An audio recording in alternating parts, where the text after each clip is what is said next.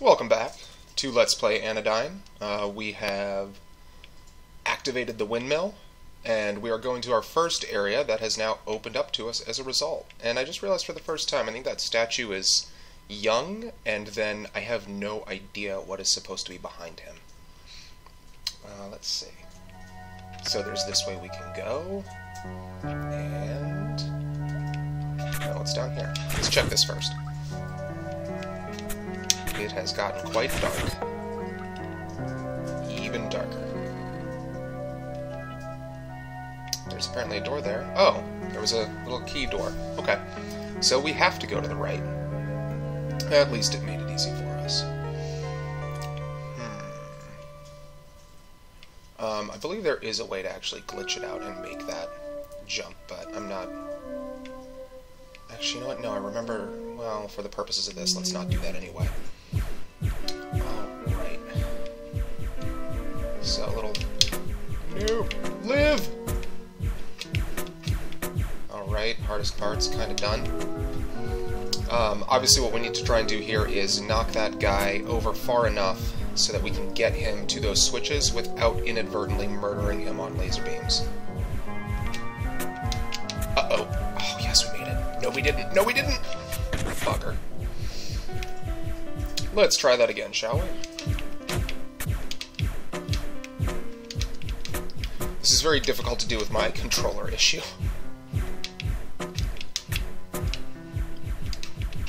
Alright. Only 2 tries. I was worried I was going to waste a lot of the recording on that. Wait a minute. What on earth?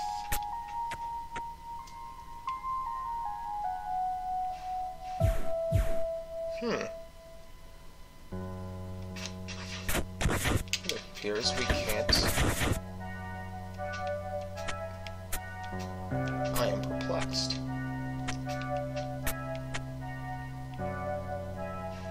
This is obviously where we're supposed to go.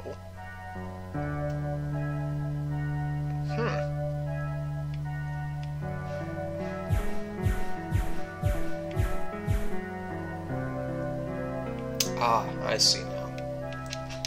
Okay. I had a brain fart. Alright, loot and chests. There are little bios on all of those cards. I recognize I haven't really gone into the pause menu to show those off, but we're going to do that once we've got either all or most of them. And a key. So now, let's head back to that locked door we saw.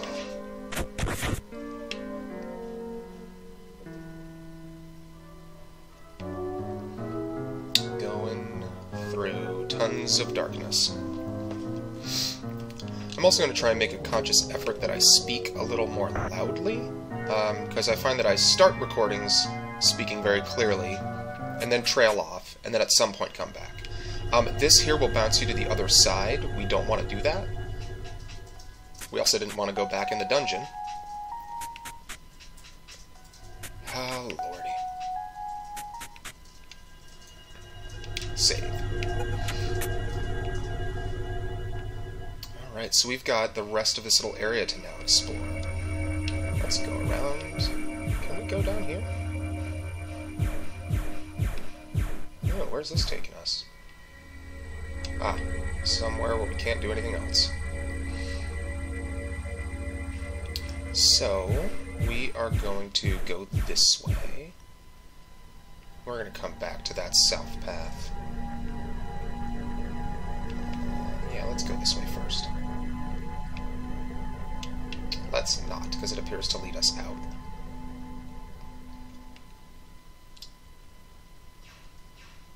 That's going to be unpleasant. Alright, so we're going to go down through here, the safest way we can. Up through here. And we're going to take out some bats.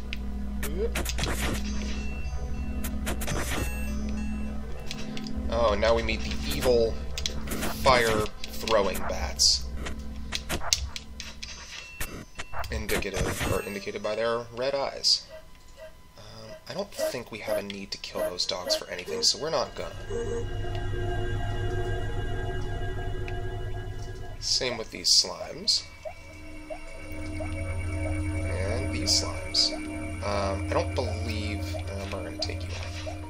Yeah, we can't do anything from that side. Let's go up first. Alright, so that's the screen we saw earlier. We're gonna make it for that button. And nothing there. There is a rock, though, that we've never come across before. And tree. Alright. Again, this button will bounce you down there. It's just kind of a shortcut back, but it's only one way. Yeah, things. And there's our super creepy friend from much earlier in the game. But that's about all we can do in this area right now. So, we're going to head to the next area. Which I want to say is one of the, in my opinion, most interesting areas of the game. I think you'll, well, depending upon the kind of person you are, you might really enjoy this area.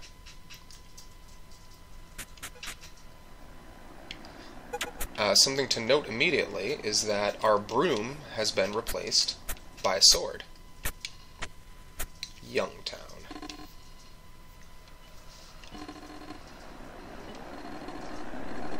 We'll be seeing those aforementioned citizens shortly.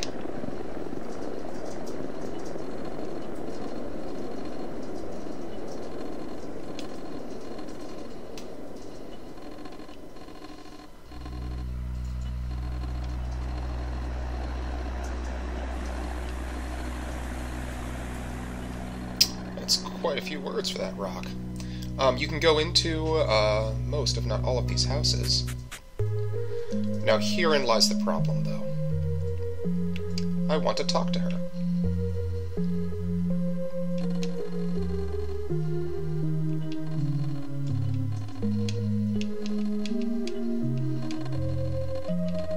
And we're going to try and talk to him.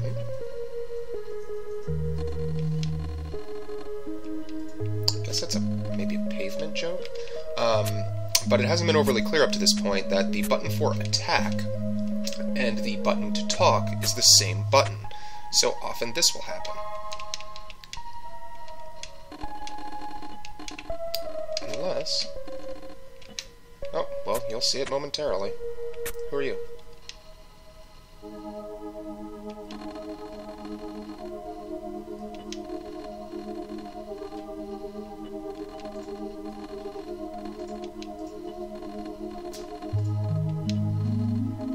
It's okay, we all do. Alright. But I'll demonstrate outside what I was trying to demonstrate inside. I just murdered these people.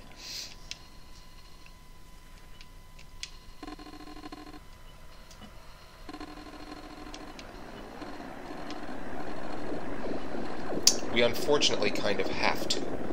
That right there, I don't recall its proper name, but I'm going to call it a shadow person.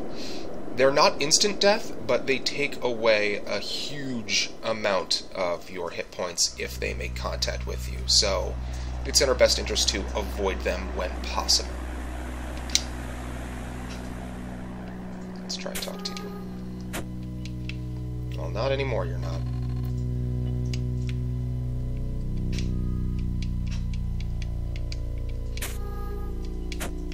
Apparently it's a popular thing to do in this town.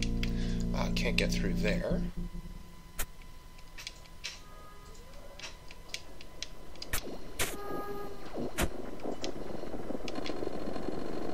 Let me go back up here. You'll see why we're murdering these people in a bit.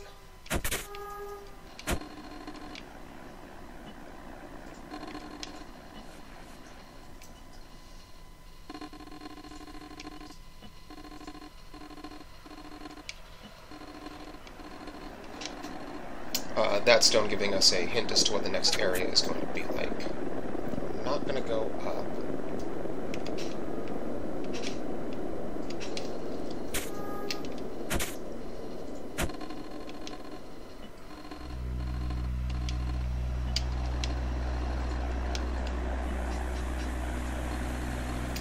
these houses can be quite dangerous. Occasionally there's one of those shadow people hiding in it. And this man here has hung himself. Yeah, again, just a very dark area.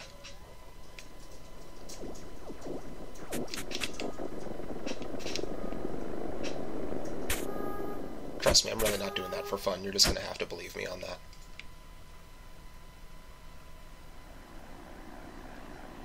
Yee. No thank you. We're going to go up there later, but not quite yet. You know, I'm not entirely sure, but it may be that, and I never noticed this before because I don't tend to murder this many people, but the count of shadow people seems to be going up as I am killing people off.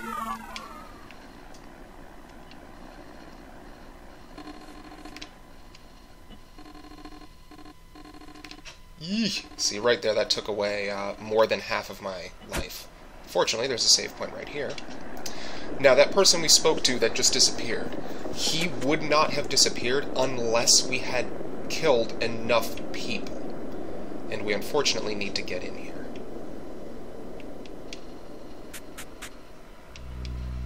Yeesh. Oh, shadow person. Ah, another one.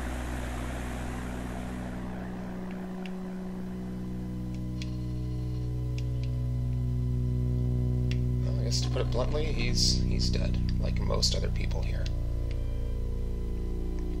So we've gotten ourselves a card there, which again, we would not have been able to get had we not killed enough townfolk.